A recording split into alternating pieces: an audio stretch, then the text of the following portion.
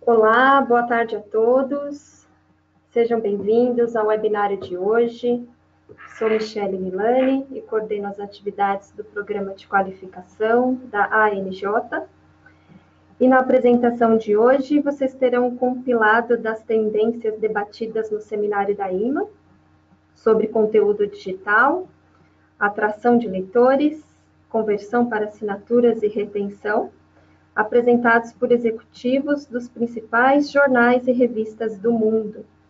E quem esteve no evento da IMA e aceitou o convite para compartilhar conosco as informações é a Fernanda Delmas, da Infoglobo. Falando um pouquinho mais sobre a Fernanda, ela é carioca, de 45 anos, jornalista formada pela Universidade Federal do Rio de Janeiro e especializada em economia. Tem pós-graduação em comunicação e em finanças, e também em jornalismo digital. Fernanda trabalhou na Gazeta Mercantil, trabalhou na Isto É e no estado de São Paulo. Desde 2000 está no Grupo Globo, onde é editora executiva de integração de O Globo, Extra e Revista Época. Teve uma breve passagem pela comunicação corporativa como diretora de comunicação da Coca-Cola Brasil.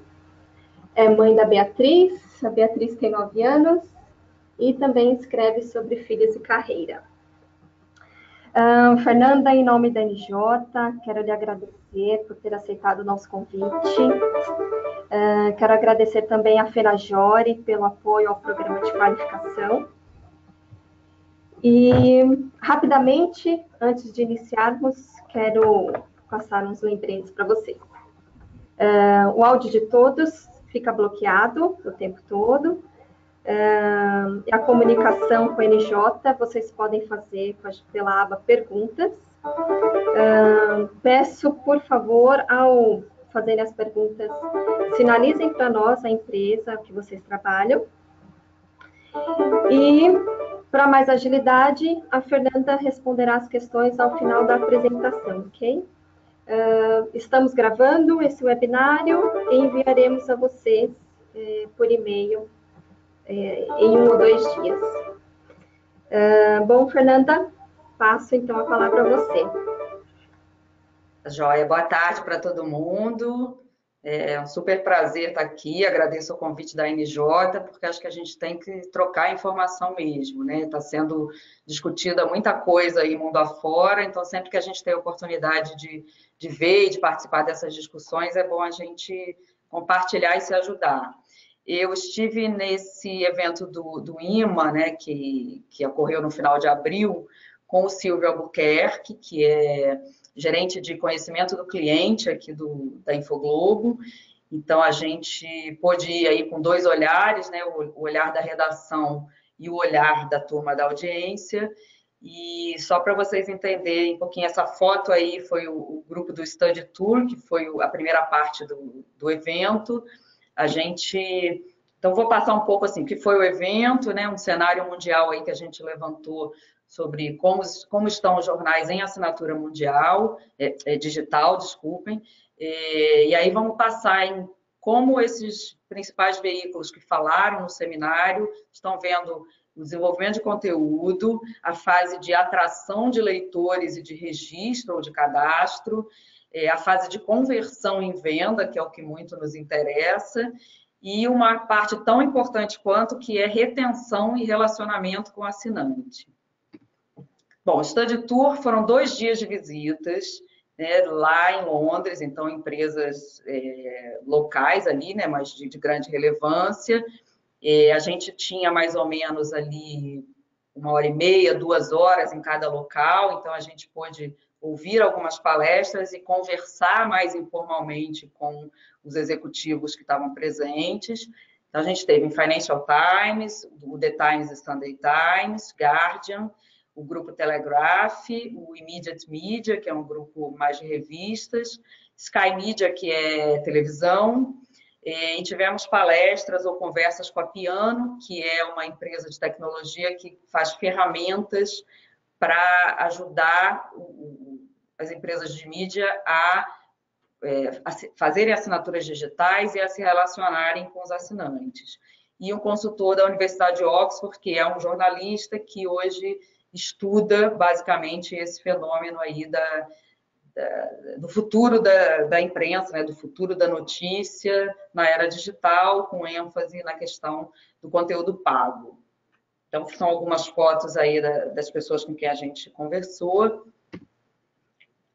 O evento da cúpula em si, que foram os 2 últimos dias, vocês estão vendo aí uma série de jornais, veículos ou holdings de mídia participantes, então não preciso ler, depois eu posso compartilhar com vocês a apresentação sem problema, mas aí dá uma ideia da diversidade de veículos e da relevância, né? A gente tem desde o New York Times, que é um sucesso absoluto na estratégia de assinatura digital, a veículos que são de nicho, mas têm alcance global, como é o caso dos financeiros, que é o Wall Street Journal, o Financial Times e a Economist.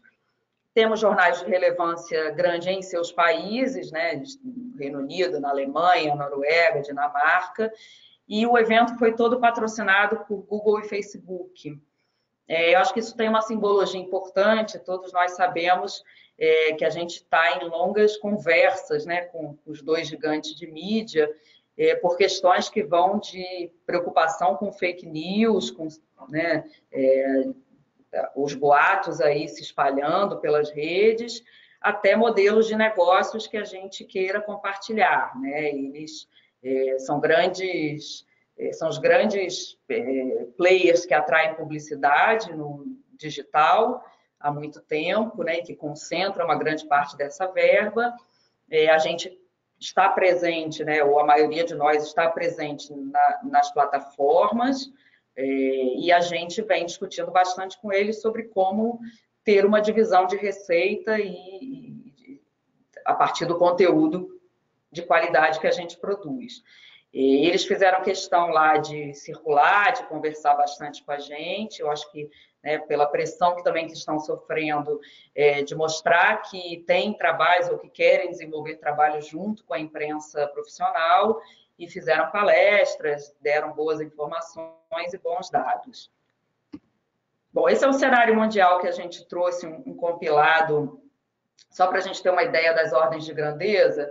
Entre esse slide e esse seminário de hoje, a gente já teve uma grande atualização do New York Times, que soltou o balanço trimestral. Então, nessa primeira coluna, vocês vão ver as assinaturas puramente digitais desses veículos. O New York Times já está com quase 2 milhões e 800, mas a gente tem bons cases aí dos financeiros, né? 1 milhão, um pouco mais de 1 milhão no Wall Street Journal, Financial Times 700 mil, Economist 300.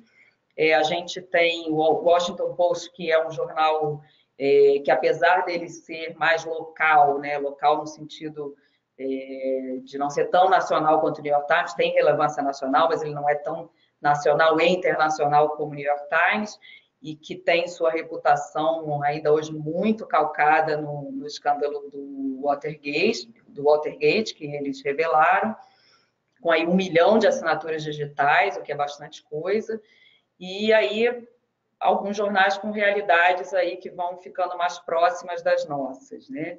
E alguns já com números ainda já expressivos, um Le Monde com 110 mil, The Times 182 mil, e outros com países de dimensões menores, então tem menos assinaturas digitais.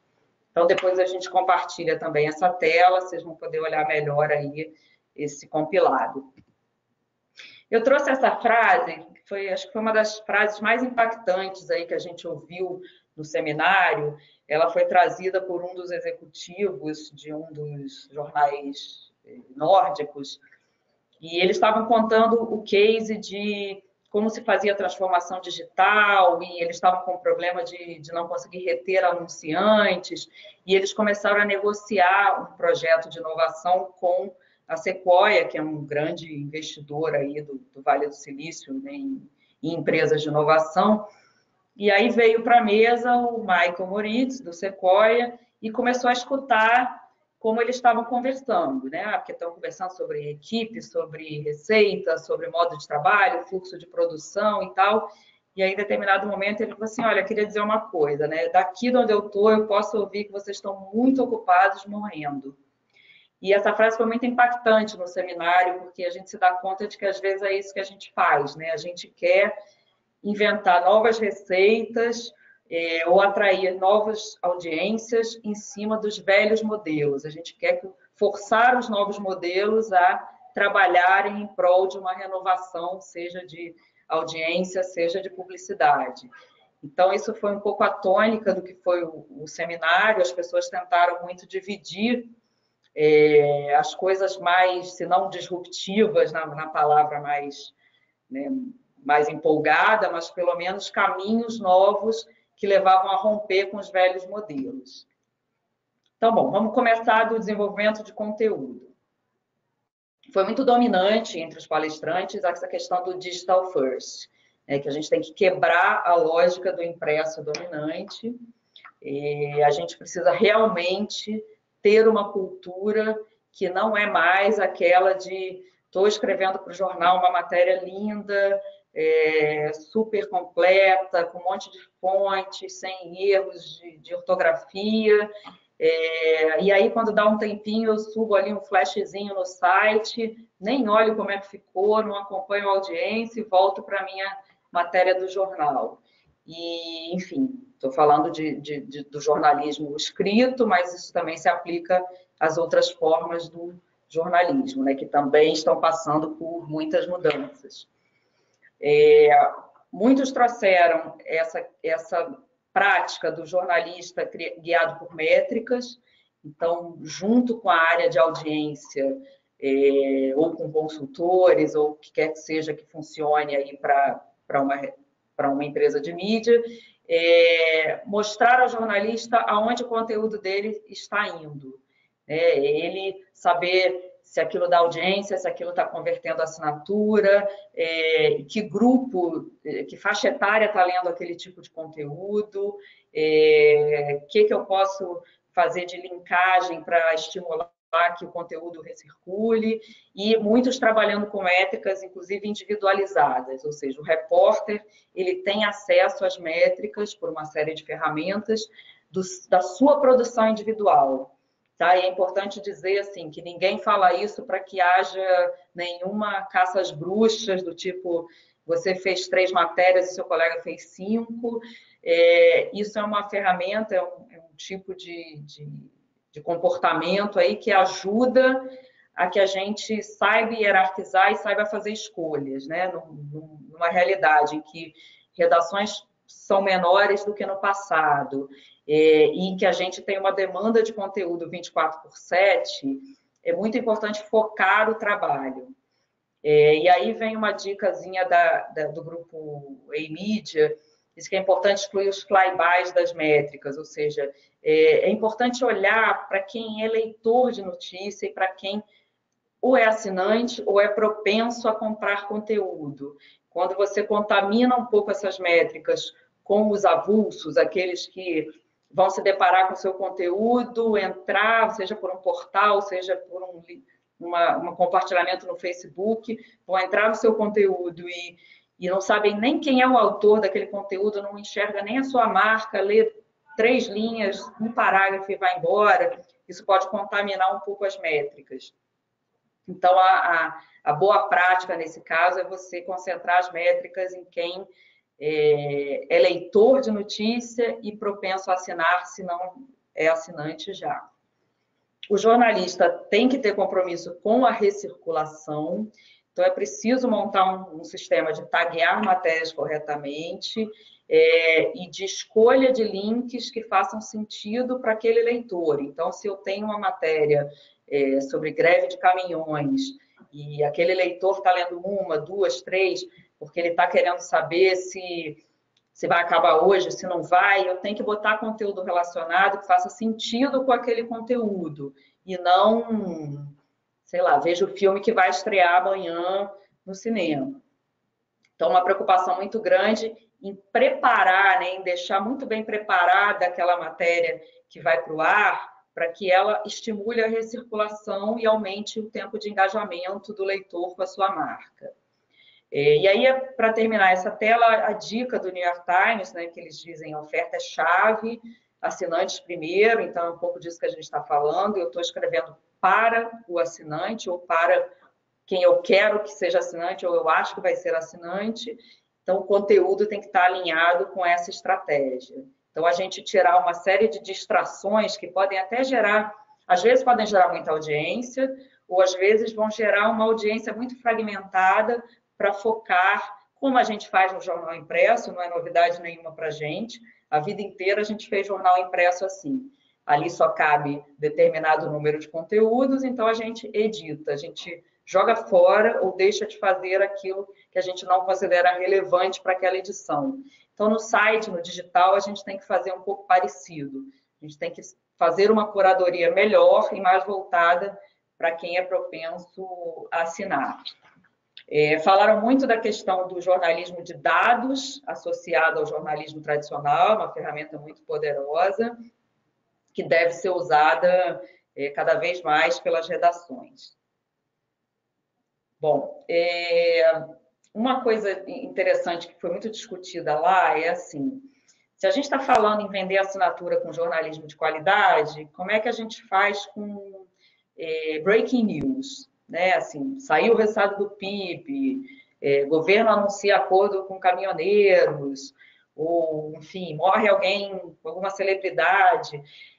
Tem uma discussão muito grande sobre até onde a gente deve ir nas commodities ou até onde a gente deve oferecer um conteúdo diferenciado, tá? A gente esteve conversando lá com o diretor de redação do Financial Times, que disse o seguinte, ele falou, olha, a gente não pode ignorar breaking news porque é o que leva as pessoas ao site. Então, a gente sabe que há uma relação entre volume de audiência e venda de assinatura.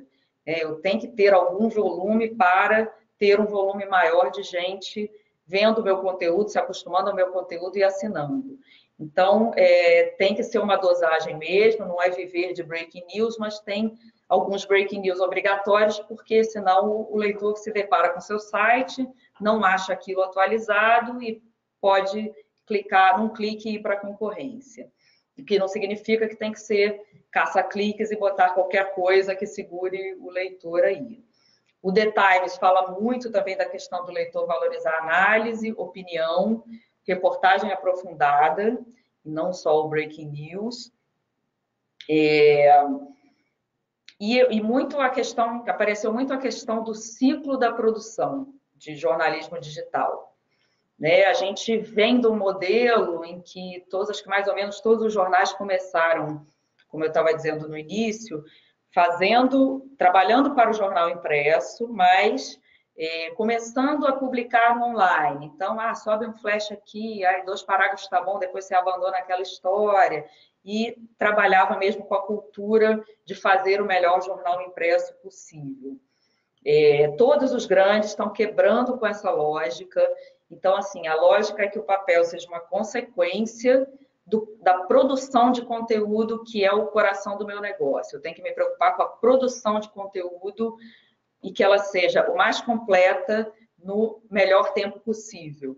Então, se eu tenho uma boa história pronta, apurada, com outro lado, com contexto, eu coloco no ar. Ninguém mais guarda para o dia seguinte, com raras exceções. O Financial Times, por exemplo, só guarda conteúdos do impresso para serem publicados no dia que sai o impresso, quando ele acha que ele não tem um conteúdo forte de manhã no digital e precisa guardar aquele conteúdo para fazer tráfego no digital. Então, não é por causa do jornal de papel, mas sim por causa dos prime times digitais. E todos nessa linha. New York Times também, eles inclusive, a revista de domingo, eles começam a botar na rede na quarta ou quinta-feira. Então, todos os grandes trabalhando com essa lógica de assim, tá pronto, vamos botar no ar, vamos captar logo esse leitor e partir para a próxima história. E o jornal de papel acaba sendo uma consequência de edição desse material. Muitos falando também da combinação de autor com tópicos, então a gente tem que entender também, né, o que o leitor está procurando, se é só aquele tópico ou é sobre o fulano falando sobre aquele assunto. Vou falar casos aqui nossos, do Globo. A gente sabe que muita gente procura, se eu tenho uma questão de política ou tem uma questão de economia, não só a notícia que o jornal tem para trazer, mas o que, por exemplo, a Miriam Leitão está pensando daquele assunto ou apurou sobre aquele assunto. Então, tem um poder muito grande da junção de tópico com autor. Né? Falei aqui da questão do jornalismo de dados e vídeo.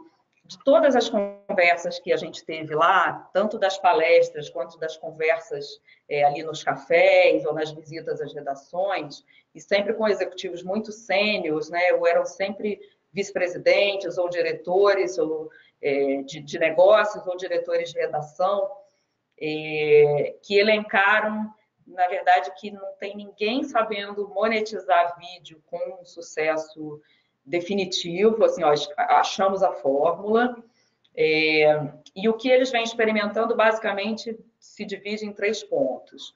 Os produtos de dia a dia, que vão atrair a publicidade programática, e vários deles, por exemplo, o Wall Street Journal, o New York Times, dizem que o anunciante, quando ele quer colocar sua marca no digital, ele pede vídeo. Então, eles fazem muita produção de vídeo para se juntar ao pacote que seja atrativo para o anunciante. Alguns trabalhando em séries ou especiais. Então, a boa e velha série que a gente fazia no impresso, né, migra para a série em vídeo, você escolhe um tema e faz ou um mini doc, ou uma série aí de 2, 3 vídeos, um pouco mais longos, e aí todos tentando captar patrocínios. Alguns colocando esses materiais dentro do paywall, outros colocando fora, mas depende de caso a caso de cada veículo. Mas é interessante esse terceiro ponto, que foi uma questão que começa a aparecer de poucos meses para cá, que são as iniciativas para os serviços de streaming. Eu acho que assim, o mercado está detectando que os Netflix, a vida, o Hulu, a Amazon Prime, além da produção própria de conteúdo, que é muito mais em cima de ficção, estão sentindo dos seus anunciantes uma demanda por conteúdo de não ficção. E aí vem conversando com empresas grandes de mídia, porque são as mais capazes para produzir não ficção. Então, por exemplo, o Wall Street Journal me disse que, numa conversa ali paralela ao evento, que está trabalhando com essa conversa, já está conversando com serviços de streaming para pensar no que eles podem fazer em termos de conteúdo constante ali para o Netflix a vida. O New York Times, logo depois do evento, a gente conversou com eles lá também, que falaram dessa experiência, e acho que 1 ou 2 semanas depois eles anunciaram a parceria com o Hulu. Eles vão fazer ou já está no ar, ou está para entrar, uma série semanal chamada The Weekly, que é meio que, não chega a ser um resumo, mas é uma curadoria ali de assuntos da semana, que eles têm o The Daily, que é um produto ali muito forte do New York Times diário, então transpuseram isso para o The Weekly, para o serviço de streaming. E tem uma iniciativa muito interessante, que se vocês não toparam com ela ainda, vale a pena ver, que é uma iniciativa da Vox, né, que é uma mídia profissional, mas nascida digital, né, uma mídia relativamente nova, e eles estão fazendo documentários de 15, 16 minutos para o Netflix, que chama Explained, já tem em português, eu acho que é explicado em português, com legenda e tal, e eles escolhem um tema que não necessariamente é um tema quente. Eu assisti alguns episódios, um deles era sobre fertilização, sobre uma discussão ética sobre fertilização e melhoramento genético, super interessante. Fizeram outro sobre monogamia e poligamia.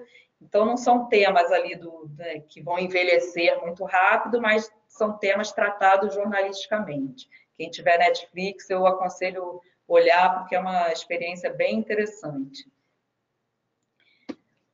Bom, aí passamos para a fase de atração e registro. Muito importante, dito pelo Google, que é capaz, né, com seu banco de dados, de fazer um compilamento aí de centenas ou milhares de veículos pelo mundo, e que eles detectam a importância da velocidade do carregamento da página. Então, a pesquisa que eles fizeram, compilando os dados, né, dos acessos deles, eles mostram que 53% dos leitores abandonam uma versão mobile após 3 segundos, ou seja, você ligou ali no site daquela marca e demorou mais de 3 segundos para carregar, mais da metade já desiste daquele site. E aí foram olhar, bom, então vamos ver como os sites estão se saindo. E 75% dos jornais, nas suas versões de site, demoram mais de 10 segundos para carregar, ou seja, a gente tem um problema de tecnologia aí para atacar, e um problema que não é trivial. E outro ponto que apareceu bastante foi de simplicidade do cadastro, isso falado também por muitos palestrantes, né? Conforme você vai cedendo à tentação de complicar o cadastro, porque eu posso pegar o CPF, eu posso pegar a idade, eu posso pegar se tem filho ou não tem, eu posso pegar onde mora. Quanto mais complexo o cadastro, mais você afugenta esse primeiro contato do leitor com a possível marca que ele viria a assinar um dia. Então, quanto mais perto de um clique, melhor. Isso foi um desenho aí trazido pelo FT, que mostra um pouco da estratégia deles, né? Eles, depois de muitas conversas, inclusive com o Google, eles chegaram a essa fórmula, né? Quer dizer, primeiro você tem que formar um hábito de leitura. Então, eu dou conteúdos, dou um paywall mais poroso, eu tenho que dar alguns conteúdos abertos para que esse leitor goste da minha marca, né? Ou se habitue a ela. Então, eu dou ali a amostra. Depois eu passo para a fase de estreitar isso. Então, eu começo a dificultar o acesso do leitor a esse hábito. E até que eu pego aqueles que se veem absolutamente conquistados já por essa marca, por essa leitura, a pedir que ele pague pelo hábito. Então, assim, é um diagrama aí, um desenho, um infográfico aí simples, mas que mostra um pouco o pensamento de leitura deles, de negócios deles. Aí vem a parte da conversão, né? A gente atraiu, a gente cadastrou, então como é que a gente converte, né? Como é que a gente vende a assinatura e torna esse leitor um pagante mensal do meu serviço? A Piano, que é essa ferramenta que talvez alguns de vocês tenham aí implantada nos negócios, nas redações, que é a ferramenta que ajuda a fazer modelos de pagamento para assinaturas, eles têm clientes no mundo todo e usaram esses clientes de forma anônima, mas pegaram os dados desses clientes para montar uma pesquisa. E aí não explicaram muito da pesquisa, acho que a gente tem que desconfiar muito desse número aí, desconfiar no sentido de estressar muito mais esse número, mas a grosso modo eles veem que uma taxa de conversão no modelo de paywall é de 0,36%, já no modelo freemium, né, que você tem um pouco de conteúdo aberto, mas o outro é completamente fechado, ou seja, não tem paywall, não tem 3 conteúdos, 5 conteúdos, 10 conteúdos, bateu naquele, tá fechado, você tem uma taxa maior, de 4,33. E o tempo daquele leitor em pensar em assinar e efetivar a assinatura é menor também no modelo freemium. A gente precisa, como eu falei, detalhar melhor esse número para entender algumas variáveis, mas dar algumas pistas aí do modelo. Só para exemplificar aí, não sei quantos conhecem aí o modelo do Globo. O Globo tem um modelo que é meio tudo isso junto e misturado. A gente tem paywall, que é diferente de acordo com os assinantes, está com o perfil do assinante, a gente usa Piano para fazer um paywall dinâmico, que é você fazer ofertas de acordo com o comportamento de navegação ou de consumo daquele leitor. E a gente, por outro lado, também tem hard, a gente tem conteúdos que são completamente fechados e que não entram no paywall, já entram fechados direto. São basicamente conteúdos de colunistas, algumas reportagens especiais, e, enfim, furos, né, furos grandes, e matérias de análise de contexto. Bom, conversão ainda continuando aí nessa história, Facebook e Google que quiseram muito, né, marcar ali no evento que eles têm ferramentas e projetos para assinaturas digitais, né, que eles embarcaram nessa, pelo menos é a mensagem que eles querem passar.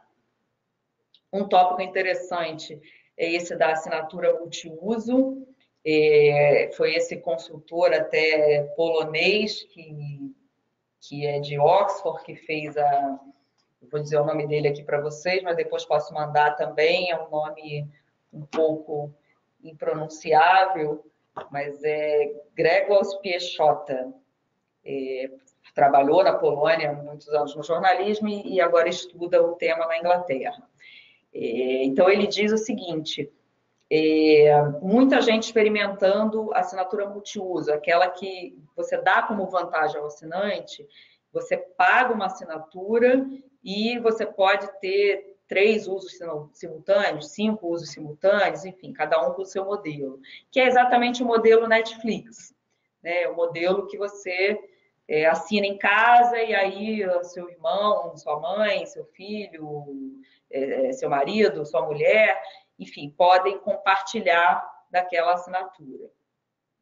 Ele até prega que quem usa isso faça propaganda disso, porque, inclusive, pense em fazer, e botou uma tela de provocação aí, que eu acabei não botando aqui na apresentação, e que ele botou aquela telinha de início da Netflix, né, com aquelas carinhas e cada um, nomezinho de cada um da família, né, e falou, por que não fazer isso com site de notícias? Então, eu pago uma assinatura e posso botar ali a carinha, se eu tenho uma criança na família, né, eu vou fazer um perfilzinho dela com os conteúdos que interessam para ela, sei lá, pesquisa escolar, conteúdos de natureza, de ciências e tal.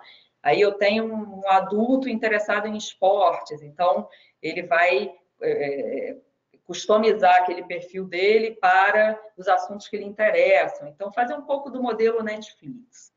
E ele diz que 15% das ofertas de notícias pagas no mundo já tem esse tipo de assinatura. Uma outra prática bem interessante foi essa questão do compartilhamento, né? Porque como é que a gente capta clientes? Clientes leitores, né? A gente joga o nosso conteúdo nas nossas plataformas, a gente publica no site, bota nas redes sociais, usa outros canais, e-mail, né, newsletter, e a gente espera que esse leitor venha. E aí uma solução que pode ser muito efetiva, que alguns deles trouxeram no seminário, se eu sou um leitor, por exemplo, de política, e eu gostei de um conteúdo, achei interessante, uma análise, um colunista, o que seja, e penso, poxa, o meu colega de trabalho que eu converso sobre política, ou alguém da minha família, ou enfim, um amigo, poxa, vai gostar desse conteúdo, eu sei que ele gosta desse tema. Então, esses modelos permitem que eu compartilhe um conteúdo que originalmente era fechado, mas que para o meu destinatário vai ser aberto, vai ser quase que uma cortesia que ele permite que eu faça com uma pessoa que eu conheço para que leia aquele conteúdo aberto. O princípio disso é que eu estou fazendo um recrutamento melhor, eu estou recrutando diretamente no ponto, então aquela pessoa tem muito mais chance de virar um assinante do que milhares de que eu vou pescar na rede e que talvez se interessem pontualmente por aquele assunto. Então, há uma defesa de que você, ao montar um modelo de assinatura, permita que um assinante compartilhe conteúdo de forma aberta com alguém que ele queira dividir aquele conteúdo. E outra questão é a do preço dinâmico. Você fazer ofertas de preço de acordo com a navegação do leitor. Então, inclusive entrando combos nessa história, né? Que é o caso do New York Times Spotify. Então, por exemplo, eu consigo detectar que esse leitor ou esse assinante, ele navega muito por cultura pop, ele se interessa por música, ele se interessa por artes em geral, ele se interessa por noticiário jovem. enfim. Então, talvez faça sentido para ele eu oferecer uma assinatura New York Times Spotify. Se eu tenho um comportamento de leitura de hard news, de política e economia, será que eu não tenho um podcast que possa ser meu parceiro aí na assinatura, na oferta de combo? E mesmo quando não é combo, quando é só oferta de material da minha produção, eu também posso fazer isso dinâmico. Então, se o cara é mais ocasional, eu libero um pouco mais o paywall. Se ele já está batendo no meu muro uma vez e não comprou, duas vezes e não comprou, eu vou restringir mais a navegação. Então, tem ferramentas que ajudam a fazer esse preço dinâmico. Uma coisa importante que foi dita pela Economist, isso, claro, é uma tela muito simples de um estudo grande deles, que eles também não apresentaram um case muito detalhado sobre isso, mas da importância de você analisar a jornada de leitura e a jornada de compra. A gente hoje acaba tendo mais ferramentas para olhar o último clique. Então, se eu tenho uma ferramenta boa, eu sei que aquele assinante ele veio de um conteúdo X e foi ali que ele tomou a decisão de assinar. Mas é mais efetivo se eu conseguir ter uma ferramenta que me diga qual foi o comportamento de leitura. Porque, de repente, ele, nas 3 semanas antes, ele começou a ler muito sobre um determinado assunto, aí saiu, aí voltou, aí aquele assunto ele levou a um outro assunto que ele talvez não fosse tão leitor, e aí ele começou a gostar desse determinado assunto e aí assinou. Então, eu vou ter o histórico de preferências e de leitura desse usuário para que eu possa oferecer campanhas melhores.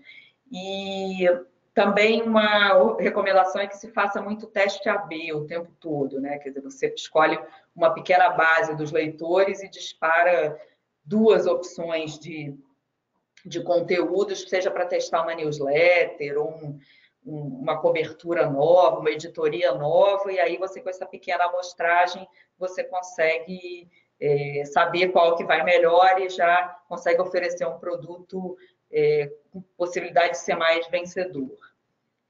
Público jovem é uma obsessão de todo mundo, uma preocupação muito grande, porque a gente, pensando em última instância, é a cauda longa do nosso negócio, né? A sobrevivência a longo prazo, né, por gerações do nosso negócio. Então, todos os grandes estão fazendo trabalhos importantes com o público jovem, partindo de premissas, tem algumas pesquisas mostrando que se a geração aí de Y e uma parte dos milênios nasceu na era da internet grátis, quer dizer, a geração Y que nasceu, a internet nasceu quando essa geração já estava aí, né? E millennials que nasceram com a internet grátis são muito mais difíceis de serem convencidos a pagar por conteúdo, mesmo que eles enxerguem que o conteúdo é bom. Eles hesitam sempre em a notícia para mim é gratuito, se está cobrando, não está certo isso. A gente vê até muitos nos comentários, né, das páginas de jornais e revistas e sites no Facebook, a gente às vezes se depara com esses comentários, né? Poxa, esse conteúdo é fechado, por que vocês não abrem e tal? E essa geração mais nova, essa geração, né, uma parte millennial e a geração Z, nasceu na era Netflix e Spotify, ou seja, nasceu numa era em que é comum pagar por conteúdo de qualidade, desde que não seja uma quantia exorbitante, desde que seja uma quantia justa. Então, só para trazer alguns exemplos, o Financial Times tem um programa para estudantes em que eles oferecem assinatura gratuita, então eles conversam aí com universidades, com escolas aí de ensino médio para difundir a marca entre os alunos, entre os estudantes, oferecer assinaturas gratuitas e depois, conforme essas pessoas forem envelhecendo, eles vão oferecendo modelos de assinatura. O Wall Street Journal faz uma estratégia um pouco parecida, eles não chegam a fazer assinatura gratuita, mas vendem assinatura bem mais barata para universitários. e vão fazendo um reajuste gradual de acordo com o avanço da carreira das pessoas.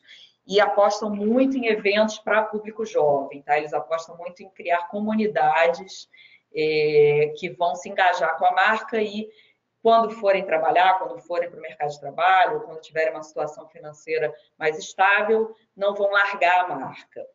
Muito importante um dado que o Wall Street Journal trouxe, eles têm, na base geral de assinantes, 80% homens e 20% mulheres. E não conseguiam sair dessa dinâmica, né? Não conseguiam atrair um público feminino. Ao começar a cobrir com o olho mais jovem e a fazer esse tipo de assinatura e esse tipo de evento, né, criando uma comunidade jovem em torno da marca, eles olham que os novos assinantes digitais, a proporção é de 53% mulheres. Então, quer dizer, era um público que estava invisível para o Wall Street Journal e que agora já é equilibrado e que tende, na visão deles, a ser assim, a seguir assim até o fim da vida. Podcasts indicados como um instrumento valioso para a audiência jovem. E esse jornal Dagens Nyheter, não sei se é assim que se fala, se é assim que se fala, que é um jornal da Suécia, também faz degustações para jovens, abrem alguns conteúdos para público jovem para criar conhecimento da marca. Mesma estratégia de, né, você se familiarizar e se tornar um consumidor fiel daquele tipo de produto.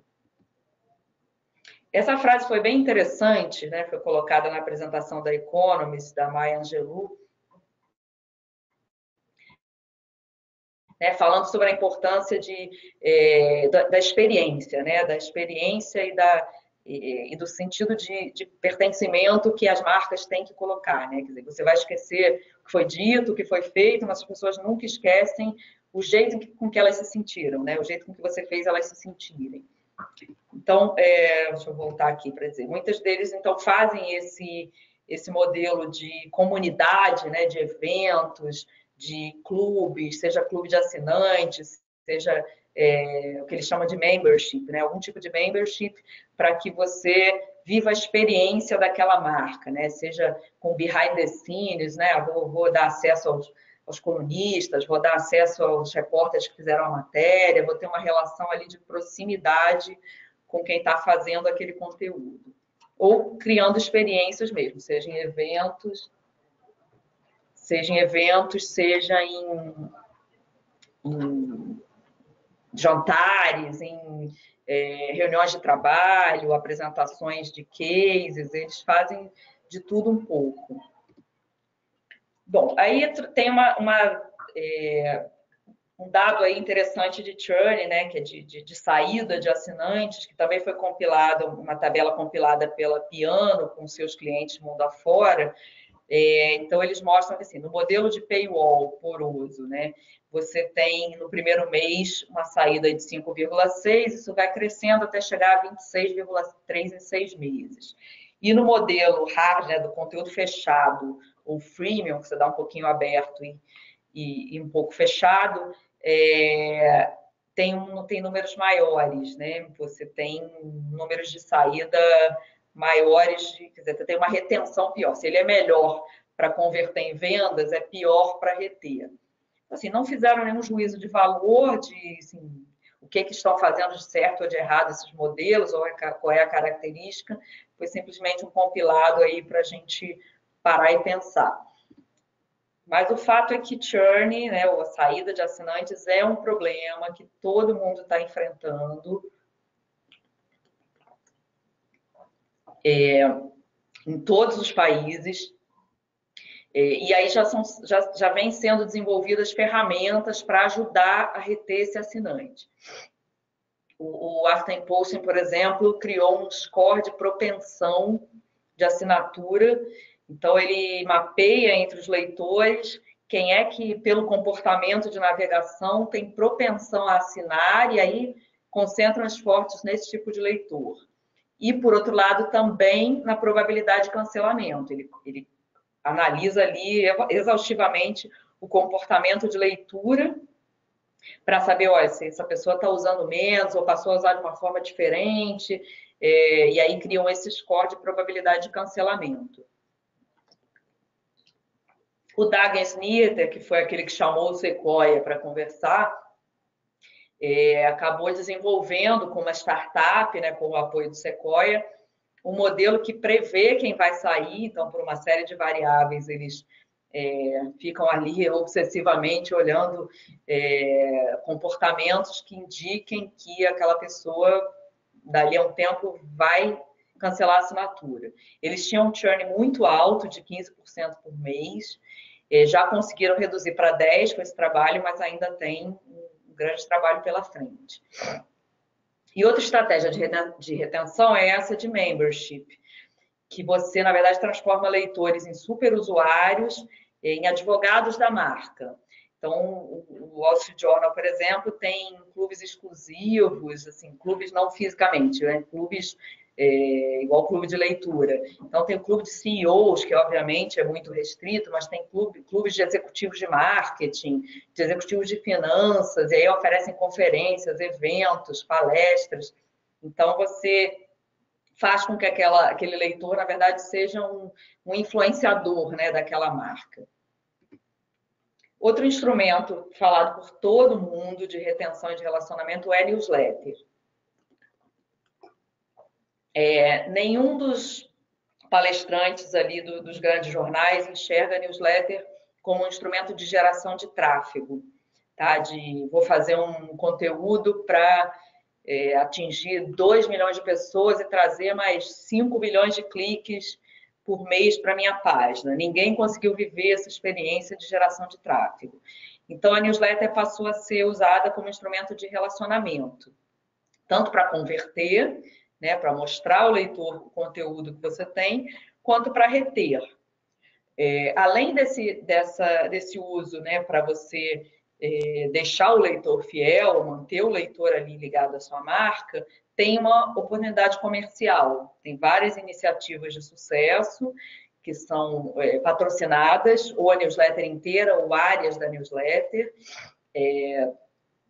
Não sei, posso estar, desculpa se eu estou me repetindo assim e falando de exemplos que vocês conhecem, mas assim, os que eu vejo que são bons exemplos que vale a pena acompanhar de perto. Um deles é uma newsletter do Wall Street Journal que chama CMO. Ela é sobre mídia e marketing, inclusive um noticiário que interessa muito para a gente, né, como executivos de negócios. E ela tem um branded content de uma grande consultoria que patrocina a newsletter e coloca um conteúdo na newsletter que é muito interessante. É um branded content bem feito sobre, a maioria das vezes, sobre carreiras. Então, ele ou traz um especialista para falar, ou fala sobre tendências em RH, em gestão de talentos, tendências de gestão. É bem interessante esse modelo do CMO. Outra newsletter super interessante que está com patrocínio é a The Skin, que é uma newsletter que explodiu de audiência. Ela pegou um nicho que era mulheres, jovens mulheres, né, millennials, e não faz um conteúdo para mulheres, mas sim um conteúdo com os olhos das leitoras mulheres jovens. Então, ele trata de todos os temas com um olhar jovem. E tem muito patrocínio, e a gente vê que cada vez um patrocínio diferente. É bem interessante o modelo deles. E um modelo bem recente, que vocês devem conhecer, que é o da newsletter do Pedro Doria, que chama Meio. Eles, acho que umas 2 semanas atrás, começaram o primeiro projeto patrocinado, que é para a DASA, né, de laboratórios, e eles estão patrocinando uma vez por semana, que a newsletter tem uma área de inovação na área de saúde. Então, eles chamam Health Tech. Então, ele faz uma curadoria de conteúdos de inovação em saúde, né, em técnicas de medicina, em processos, em novos remédios e tal. E aí, essa área é patrocinada pela DASA. Então, a gente já vê aí patrocínios acontecendo no mercado. E mesma coisa que vale para o cadastro, né? Processo de assinaturas simplificado, o mais perto possível de um clique, para não afugentar o leitor, mesmo antes dele conhecer a sua newsletter. Ferramentas de estratégias de personalização também foram citadas. Acho que os dois melhores casos, né, mais sólidos, são o MyFT. O Financial Times, ele tem uma ferramenta, desenvolveu uma ferramenta que ele permite que você customize a sua área digital, né, o seu site, o seu celular, para que você veja, eles fazem uma hierarquização de acordo com seus hábitos de consumo, com os hábitos que você disse a ele que você quer. Fizeram um teste aí com um grupo de controle, que era um grupo que navegava no FT tradicional, e mostraram que engajamento, ou seja, em tempo de leitura, em recirculação, cresceu 86% na comparação com o grupo de controle.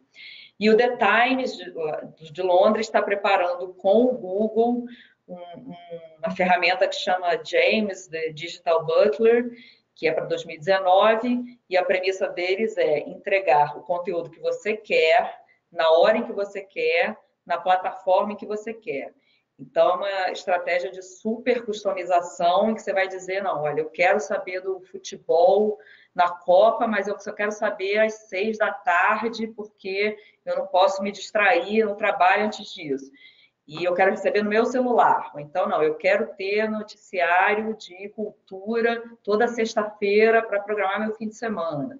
Ou eu quero ter noticiário de economia em tempo real, alerta onde for possível, porque eu trabalho com isso. Então, eles vão customizar a entrega de conteúdo. Infelizmente, a gente ainda não pôde ver nada sobre isso, mas sabemos que já está em processo aí de desenvolvimento com o Google. Tem alguns nichos que para terminar aqui, e vocês poderem mandar aí as perguntas, que são nichos dois nichos aí que aparecem bastante nas estratégias dos principais veículos. Um é de viagem, que é o casamento do conteúdo editorial e e-commerce. E aí, aqui na apresentação, eu trouxe o caso do Guardian. Desculpa, gente, estou bebendo uma água aqui. O Guardian tem a sua área de viagem normal. Se você entrar no The Guardian no website, vai ter a seção Travel, que é puramente editorial.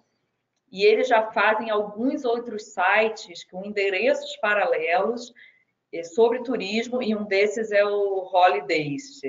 O endereço, se não me engano, é holidays.guardian.com.uk, mas se botar Guardian Holidays, vocês acessam. E ele é um site com uma cara completamente diferente. A primeira telinha é essa da esquerda. Já é um site muito mais misturado tem o conteúdo editorial do Guardian, assim, feito de forma editorial, sem nenhuma interferência comercial, só que eles usam esses conteúdos para acoplar ofertas de parceiros. Eles já têm 12 parceiros de negócios. Então, essa segunda telinha aí, que é o segundo scroll, digamos assim, do site, você já tem oportunidades de reserva de viagens, de cotação de preços e tal, patrocinados. E disseram que está crescendo a 2 dígitos, que está indo muito bem.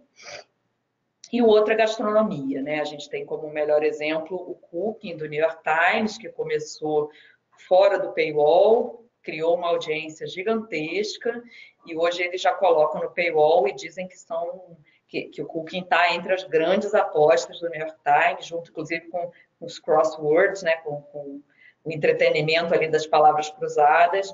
Então, é um nicho aí que está bastante promissor para os grandes veículos. Uma última frase aqui que foi falada pelo gerente de produtos, né, o diretor de produtos do Financial Times, que é o seguinte: é mais barato reter do que adquirir assinantes. Então, assim, para frisar muito a estratégia da retenção, você gasta dinheiro, a gente sabe disso, né? É gente, é ferramenta, enfim, parcerias para tentar adquirir, criar, fisgar leitores que virem assinantes, e aí a gente acaba perdendo na outra ponta, porque aí você transforma em assinante, e aí não retém, ele vai embora.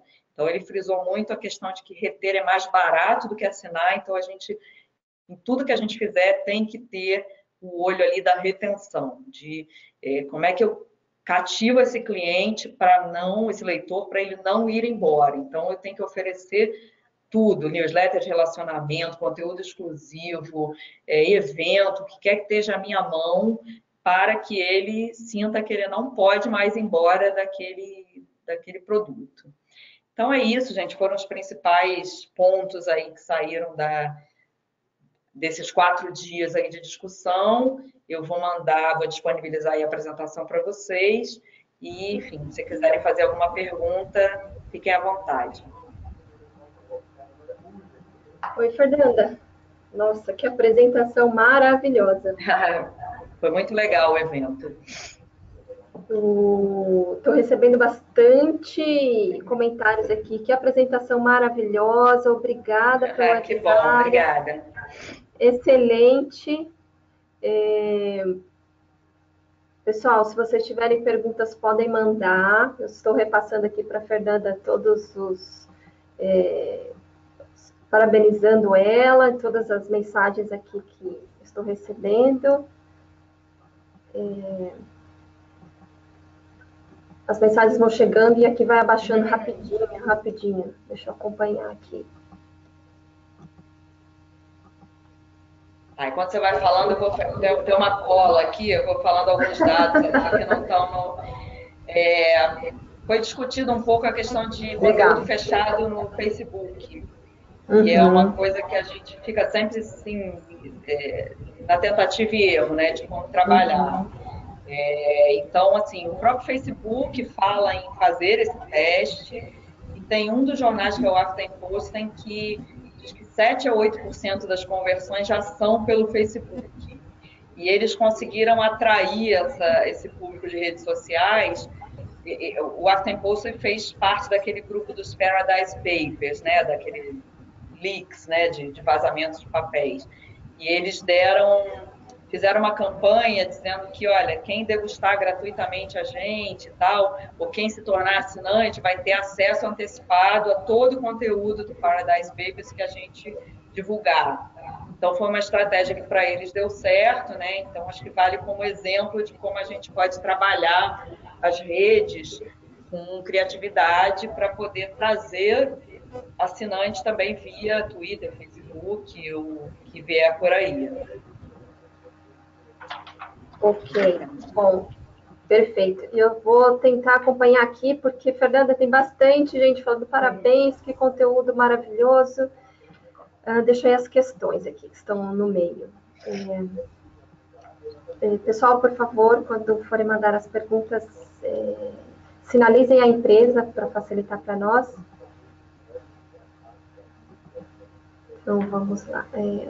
Daniel Marcos, ele pergunta: a saída de assinante é inevitável ou mostra alguma falta de qualidade do serviço, na sua opinião, Fernanda?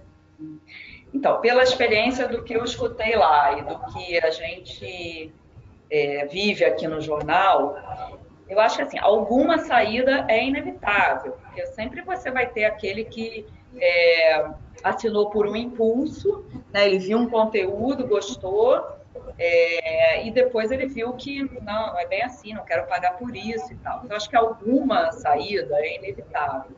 Mas eu acho que ficou muito claro que a gente imprensa mundial, tá? A gente subestimou o poder da retenção e a gente ignorou a necessidade de manter a chama acesa, digamos assim, desse leitor. Então, eu acho que o que é a convergência de todo mundo lá é que, assim, dá trabalho, mas há instrumentos para reter esse assinante. Tá? E aí, uma série de iniciativas. A primeira delas é newsletter, é você fazer newsletters para assinantes, mostrando a ele todo o conteúdo que você tem, fazendo uma curadoria mesmo, porque a gente sabe assim, a gente que trabalha com notícia é muito heavy user de notícia, mas quando a gente sai da nossa bolha, as pessoas consomem notícia junto com trabalho, com lazer, com mil outras coisas, mil outros interesses. Então, às vezes é preciso dizer para esse assinante, olha, você lembra de tudo aquilo que você tem direito? Olha aqui o que a gente está te oferecendo. E newsletter tem se mostrado um instrumento importante de retenção de assinante. Outros recorrem à questão da membership, né? Do pertencimento. Então, desde eventos até viagens. Por exemplo, o New York Times organiza viagens com o editor, ou a pessoa, né? Não sei se é um editor ou uma editora no momento, mas com o editor de internacional como guia. Então, você faz parte de um clube exclusivíssimo ali naquela viagem. Podem ser também ofertas mais tradicionais, de seminários, convites para grandes eventos que a sua marca promova. Então, tem uma série de instrumentos de retenção que estão ao nosso alcance. Clube de assinante, a gente aqui no Globo acabou de relançar o Clube Globo, né, que tinha uma mecânica um pouco mais complexa de juntar pontos, e aí a gente fez uma pesquisa, e aí formatou um modelo que é puramente simples, apresentou a carteirinha, você ganha desconto naquele estabelecimento parceiro. E a gente está vendo aí, tem 2 semanas isso, está vendo já bons resultados, inclusive fazendo algumas sondagens meio qualitativas, assim, ouvindo algumas pessoas que dizem, caramba, o clube é muito bom, poxa, agora que eu não largo o jornal mesmo e tal. Então, tem muito instrumento que a gente pode usar e que a gente, às vezes, fica muito concentrado em só captar. Então, acho que é um conselho que eu acho que eu posso resumir de tudo que eu ouvi lá, é esse, assim, tem a mesma preocupação ou maior em reter do que em captar. Perfeito. E uma segunda pergunta ainda do Daniel Marcos, ele é da Gazeta Online. Que tipo de métricas podemos medir para qualificar um possível assinante digital? Bom, ninguém, apesar das pessoas ali muito generosamente assim terem compartilhado as suas estratégias, ninguém também entra no detalhe do detalhe, né, no segredo do negócio, de qual é o detalhe do detalhe da ferramenta. Mas, assim, você parte do básico, que é dados de engajamento, né, de tempo de leitura, recirculação, quer dizer, eu vejo se aquele leitor ele passa de um conteúdo para outro. Se ele está entrando e saindo rápido, significa que tem alguma coisa que não está atraindo ele no seu conteúdo. Então, você tem que tentar, né, fazer com que ele fique mais tempo no seu conteúdo. Então, passa muito por isso as ferramentas, em ver o comportamento de navegação, se ele entra e sai rápido dos conteúdos, se ele fica muito tempo sem entrar no conteúdo, que até as Financial Times chama de recência, né? Que qual foi a última vez, qual é o intervalo entre esta vez em que ele está indo no seu site e a última vez. Então, se o intervalo começa a crescer muito, eles começam a se preocupar. Então, são ferramentas que, da forma mais individual possível, olham o leitor e o comportamento de leitura, basicamente nesses termos. Se ele fica muito tempo sem ir, se ele entra e sai muito rápido, ou se ele passa de um conteúdo para o outro, se ele lê até o fim aquele conteúdo, ou se ele olha o título e sai, e o conteúdo de interesse dele. Então, fazer uma linkagem de conteúdo que faça sentido para ele. Então, acho que são as ferramentas mais à disposição aí que a gente tem. Perfeito. Pergunta do Oscar Ozawa. Parabéns, Fernanda. Ótima apresentação. Minha pergunta: jornais menores de uma região como Bauru, em São Paulo, por exemplo, deve fazer algum tipo de customização ou aplica estes dados todos como benchmarking direto? Qual a sua opinião sobre isso? Eu acho, assim, pelo que eu vi das realidades distintas de cada um, que a gente até conversou aí no início, eu acho que alguma customização tem que ser feita, porque cada lugar tem sua realidade, né? Inclusive assim, de concorrência, vai ter lugar que tem concorrência, tem lugar que só tem um veículo dominante, tem lugar que, enfim, tem um hábito de leitura maior do que outro. Então, acho que assim, a partir de algumas premissas da realidade do seu local de leitura e customizar. Agora, a gente sabe que customizar é caro, né? Comprar essas ferramentas, comprar, às vezes, todas as funcionalidades de uma ferramenta é muito caro, demanda equipe, não é só ferramenta, você tem que ter, se você tiver a ferramenta, mas não tiver a equipe para analisar e implantar, propor e implantar políticas, não adianta, você vai ficar com a ferramenta ali sem saber ler a tabela, então equipe é caro, ferramenta é caro, então assim, a customização ela vai ser feita até onde a possibilidade financeira de cada veículo der. Só o que eu acho que é um pouco a vibração de todo mundo ali que estava no seminário, que assim, é melhor fazer alguma coisa do que nada.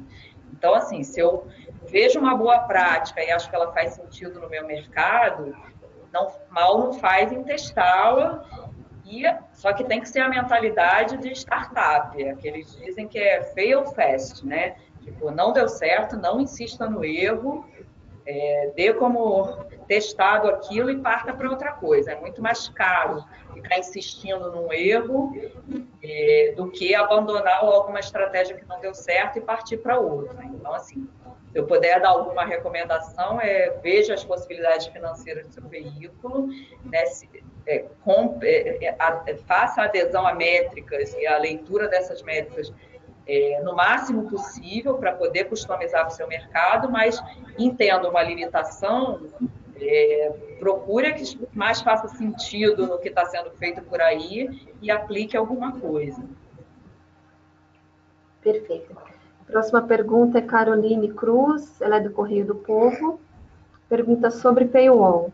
Observamos às vezes comportamentos diversificados. Esta parece uma solução em monetização, porém nem sempre. Você acha mais aconselhável bloquear todos os conteúdos ou fazer em parte do site, tomando a decisão baseados em ordem de importância ou exclusividade? Tá, desculpa, qual é o veículo dela? É o Correio do Povo. Tá, então, que a gente viu ali, o que eu vejo acontecer? Assim, bloquear totalmente o conteúdo funciona muito nos jornais, nos grandes veículos financeiros ou de nicho, que assim a pessoa depende desesperadamente daquele conteúdo, seja para o trabalho, seja para tomar decisões pessoais, enfim, ou porque ama aquele conteúdo e vai assinar de qualquer jeito. Então, assim, um Financial Times, um Wall Street Journal pode ser completamente fechado. Não vi veículos completamente fechados nos jornais de informação geral, como é o nosso caso, tá? O nosso caso costuma fazer ou paywall poroso, que é aquele paywall que você libera 3 conteúdos no mês, ou 4 conteúdos no mês, ou 10 no mês, enfim, aí cada um vai ter o seu cálculo melhor. Ou fazer um híbrido, que você tem paywall poroso, né? Você pode navegar por alguns conteúdos sem bater no paywall, e alguns conteúdos muito premium são fechados. A gente aqui no Globo está fazendo esse modelo híbrido. A gente fecha completamente alguns conteúdos que a gente sabe que só a gente vai ter, como, por exemplo, os colunistas exclusivos da casa, que são muito lidos, ou furos, grandes reportagens, e faz o paywall poroso em outros conteúdos. Então, a gente está experimentando esse mix e, enfim, está conseguindo aí avançar na estratégia. Mas eu acho que no nosso caso aí de veículos mais gerais, eu acho que o bloqueio total ele vai te dar pouca conversão e pouca audiência. A audiência, se você fizer um paywall poroso, você vai pegar muita audiência e sabendo trabalhar, né, fechando e abrindo ali, você vai conseguir captar alguns assinantes, vai conseguir transformando essa audiência em assinantes. Eu acho que, assim, no caso dos veículos de informação geral, é mais interessante ter um híbrido mesmo, ou só o paywall, ou um híbrido de paywall poroso com alguns conteúdos selecionados bloqueados. Ok. Próxima pergunta é da Elaine Mafra, ela é jornalista do Diarinho, de Itajaí, Santa Catarina. Você falou sobre não segurar o conteúdo do impresso e, assim que estiver pronto, já soltar no digital. Você avalia que o impresso e o digital não concorrem, que são públicos diferentes? Eu acho que no nosso caso aqui, e não sei a realidade de cada veículo, a gente vê que tem alguma sobreposição, mas ela não é tão grande a ponto de que invalide essa estratégia, tá? O público de internet, na maioria, é diferente do público assinante, inclusive com idade média diferente, equilíbrio de gênero diferente. Então, a gente vem testando.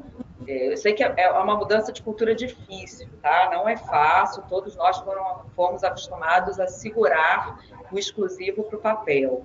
Então, não é uma mudança fácil, é uma mudança que a gente batalha aqui diariamente. Às vezes acerta, às vezes erra, né? Às vezes colocou no ar um negócio que talvez devesse ter esperado para o dia seguinte, mas a gente está topando errar para mudar essa cultura.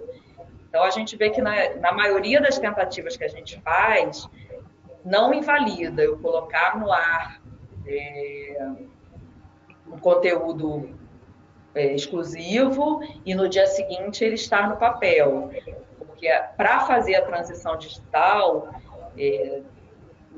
nessa situação que a gente tem hoje, que né, ninguém está nadando em dinheiro, então a gente tem equipes enxutas, a gente não tem orçamentos ilimitados, a gente tem o mesmo time para ficar com um pé no negócio antigo e um pé no negócio novo. Para fazer bem a transição, a gente tem que otimizar muitos recursos. Então, se você trabalha muito bem o conteúdo ao longo do dia no digital e depois ele vai para o papel só com uma mudança de edição, também me tira um pouco o peso da edição do papel e me libera mais gente para pensar no digital. Então, tem uma estratégia de leitor isso serve a uma estratégia de leitor, mas também serve a uma estratégia de organização interna.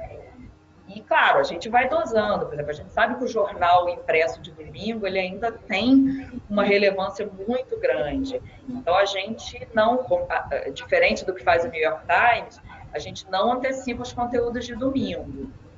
Mas, por outro lado, a gente está fazendo uma newsletter para assinantes, que aí tem que ser assinante para receber essa newsletter, que a gente, no sábado, dá uma palhinha dos principais conteúdos de domingo para que o assinante saiba antes aquele assunto. A gente não dá link, não coloca no ar, mas a gente faz um texto de newsletter em que a gente conta uma parte do conteúdo de domingo.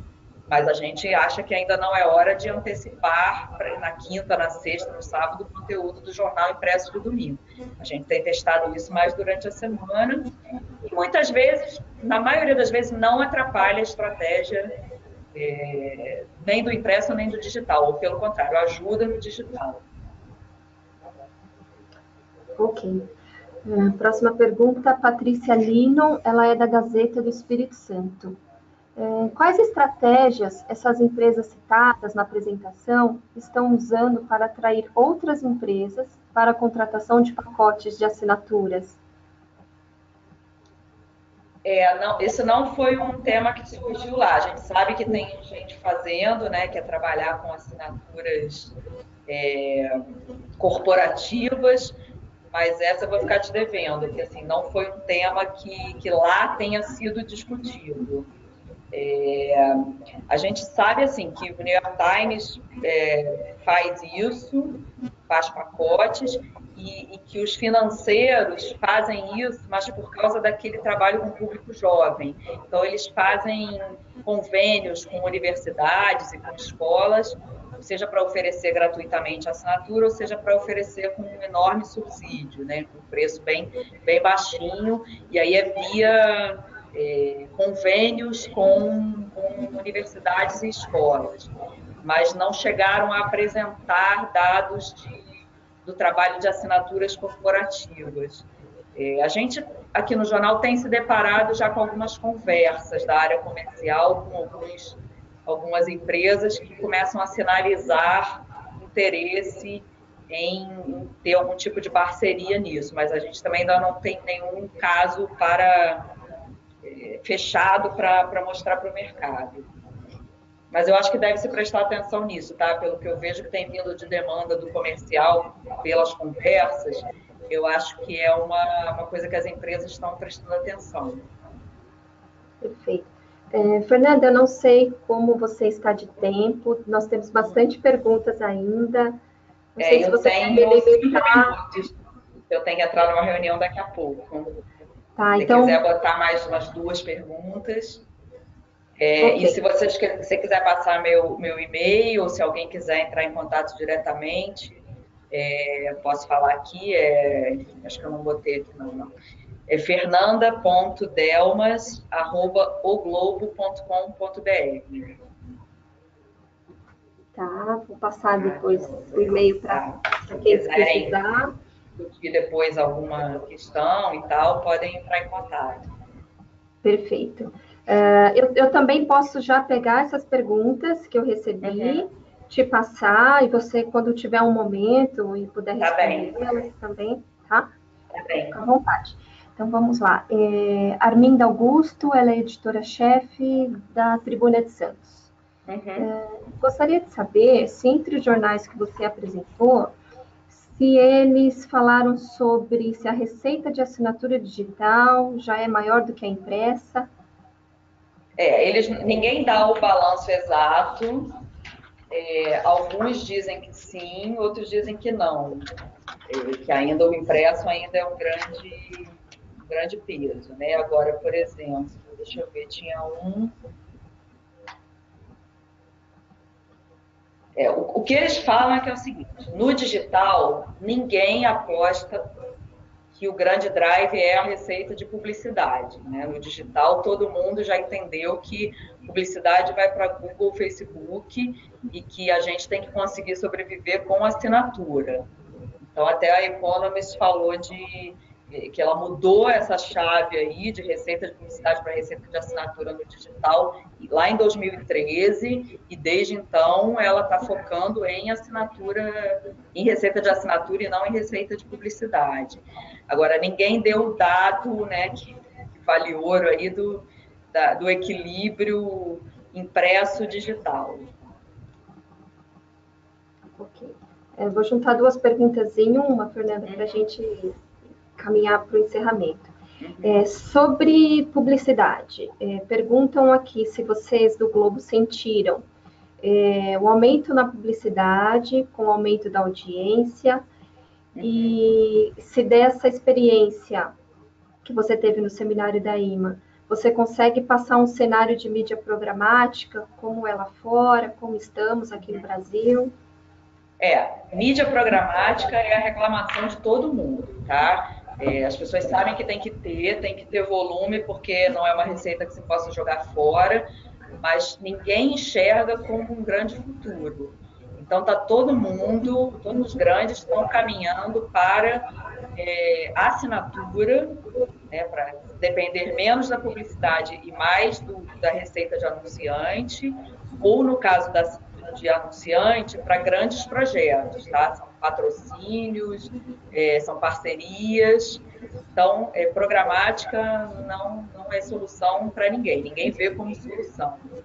Aqui no jornal, acho que a gente repete um pouco esse modelo. A gente sabe que a audiência traz uma programática que a gente não pode dispensar, mas o valor é muito baixo, né? Aqui como em qualquer lugar, então não vai salvar a vida de ninguém, mas ela tem que ser feita. E a audiência, ela serve a dois propósitos. Ela tanto traz a programática, como ela traz mais gente que pode ser convertida em assinante. A gente aqui vê uma relação muito direta entre aumento de audiência e aumento de assinatura. Então, quando um ponteiro caminha, o outro ponteirozinho caminha mais ou menos na mesma direção. Então, assim, no jornal já tem bastante tempo em que a gente está apostando muito em eventos. A gente tem eventos assim já muito consolidados aqui no Rio, muitos feitos em parceria com as revistas do grupo. Então a gente tem o Veste Rio, que é um evento da indústria da moda. A gente tem o Rio Gastronomia, que é o maior evento de gastronomia do Rio hoje, é o evento do Globo. A gente tem uma série de eventos do Jornal Extra também. Temos eventos mais institucionais, por exemplo, o E Agora Brasil, que a gente sempre traz uma grande personalidade para ser entrevistada. E aí são eventos em que a gente faz com patrocínio ou parceria. Então, é uma receita mais importante do que a programática. E a gente tem procurado construir produtos digitais que tragam também essa publicidade mais, não é mais cara, mas é uma publicidade mais constante, né? Mais que orne mais, né, com o trabalho que a gente faz, e não essa que fica passeando, né, seguindo o leitor aonde ele vai. Então, a gente tem procurado construir produtos digitais pensando também em patrocínios. E aí é muito importante, acho que uma coisa que eu falei en passant ali no início, haver uma afinidade enorme entre a área de audiência, a área comercial e a redação. Respeitando-se sempre, claro, e isso nunca vai mudar, né, a muralha da China ali, né, o que é editorial, o que é anúncio, mas a gente procura ter muita parceria na hora de construir produtos, na hora que a gente tem uma grande reportagem, um grande investimento editorial, de discutir com antecedência com as áreas correlatas aqui, para que eles tenham a oportunidade de trabalhar esses conteúdos, né, com anunciantes. Então, é muito importante ter essa afinidade aí das áreas, porque isso ajuda o negócio como um todo. Perfeito. Bom, Fernanda, Tá então chegamos ao final. Quero te agradecer mais uma vez por ter reservado esse tempo na sua agenda para compartilhar essas informações com a gente. Agradeço tá ótimo. Estamos à disposição. Eu que agradeço. Obrigada pelo convite. E agradeço a Fenajore. A Fenajore apoia a NJ para realizar esses webinários. E agradeço a presença de todos que participaram. Essa apresentação foi gravada, encaminharemos a todos que participaram. Tem o certificado de participação também, que enviaremos àqueles que permaneceram conosco 60% do tempo. E, bom, desejo aí um final de tarde excelente a todos e nos vemos no próximo webinário. Obrigada, gente. Obrigada, Fernanda. Tchau, tchau. Tchau, tchau.